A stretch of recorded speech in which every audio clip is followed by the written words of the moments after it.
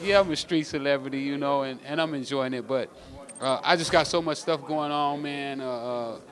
We got the documentary in the can, you know. We're just waiting on the release date to come up, you know, the where we release it. Freeway cracking the system. It came out tremendous, you know. And to think that it was a creation that I dreamed of while I was in prison. Uh, when I had a life sentence without the possibility of parole, you know, I thought about putting this together, and I saw the value that it's going to have to our community, and then now it's going to have even more value today than it had when I wanted to do it 15, 16 years ago. Well, you know, hip hop, it's funny because, you know, real life mimic hip hop mimics real life, and vice versa. And I understand where these guys are coming from because most of these guys, when they were kids, grew up idolizing a drug dealer. I mean, the first hero that you see in the black community is usually going to be a drug dealer. You know, I mean, it's sad to say that, but that's the way life is right now. You know, the successful black people in the ghetto are usually the drug dealers. So I totally understand why these guys feel that way. And I feel that it's people like the people that were here today, they have a job to go back to the ghetto now and show us in the ghetto that you can be successful in other places. Because, you know, you take a kid in Watts who's in the Jordan Down, he's never even been to the beach, you know, which is only like 5 miles away. So how could you expect him to know what's going on in Silicon Valley when he can't even get to the beach right there in his own backyard?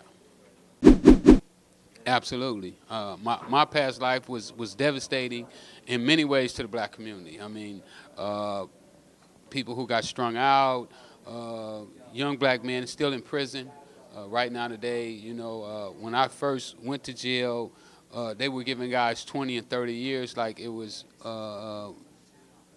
popcorn, you know, at the carnival.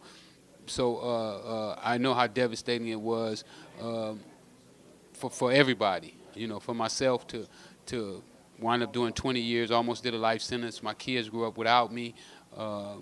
Something that I had always said that I never wanted for my kids to not have a father because I grew up without my father. So my past life and the drug culture has had a tremendous impact on the black community. What I believe now, though, is time for us to take those lessons and learn from them and build on that foundation, because a lot of other races haven't been through that, and they're probably going to go through it, because what one race goes through, the rest winds up going through it too. It's funny how what goes around comes around. Oh, wow, they love me. I spoke at East High School in Columbus, Ohio, man, and when first the principal didn't want us to speak. It was about 6 or 7 police officers there, and they were trying to talk to these young guys, and the guys just wasn't hearing it. So the guy who brought me down, Sean Stevenson, he stood up, and almost instantly he was able to grab the kids' attention, and then he introduced me. And when I came up and finished talking to the kids, I had my books, but I only had, you know, when I went there, I only took a certain number of books, and I just about sold all my books. And I didn't feel like if I gave one a book that I should give them all books. So I couldn't give any of them books because I didn't have enough. So one of the kids say, "Rick, can I just read a paragraph out of your book?" And then another one say, "And I just want to read a paragraph." So what I wound up doing is I let him read the foreword to the book, and then the principal came up to me afterwards and he said, "Man, you got these guys wanting to read."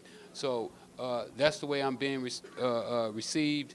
And then I came up with an idea. I said, "You know what, Rick, why don't you do a fundraiser, a book drive, to where you can raise the money to buy these books and give them to these kids for free?" So now I'm getting ready to set up some concerts or shows or comedy shows.